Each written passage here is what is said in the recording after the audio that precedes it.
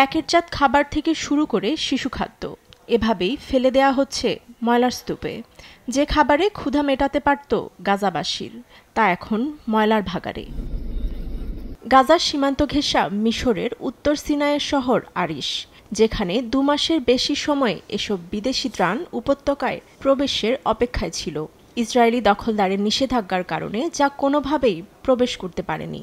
এক পর্যায়ে শুরু হয় পচন। গাজার সীমান্তের কাছে এখনও অপেক্ষায় কয়েক হাজার বিদেশি ট্রাক। কিছু ত্রাণ মিশরীয় গুদামে অনুমতি না পাওয়ায় 2 মাস ধরে নষ্ট হচ্ছে।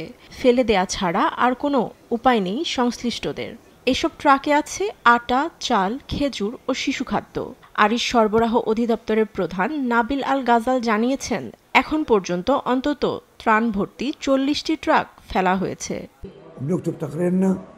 নিষেধাজ্ঞার কারণে উপত্যকায় ট্রাক ঢুকতে পারেনি। এসব খাবার আমাদের পরীক্ষা করতে বলা হয়, এরপরই দেখি সব নষ্ট হয়ে গেছে। তবে 2 মাস পর সম্প্রতি কিছু ট্রাক প্রবেশের অনুমতি দিচ্ছে ইসরায়েল। এতে সহায়তা করছে বিশ্ব খাদ্য কর্মসূচি WFPর পাশাপাশি যুক্তরাষ্ট্র। তেল আবিবের অভিযোগ, গাজায় ঢোকা অনেক ত্রাণের প্যাকেট লুট করে নিচ্ছে হামাস, যার কারণে ব্যাহত হচ্ছে সেবা। যদিও বিষয়টি প্রত্যাখ্যান করে উল্টো ইসরায়েলি সেনার বিরুদ্ধে গুলি চালানোর দাবি করেছে ক্ষুধার্ত ফিলিস্তিনিরা। রোববার ত্রাণ বিতরণ কেন্দ্রে 30 জনের বেশি মানুষকে নির্বিচারে গুলি করে হত্যা করার অভিযোগ উঠেছে।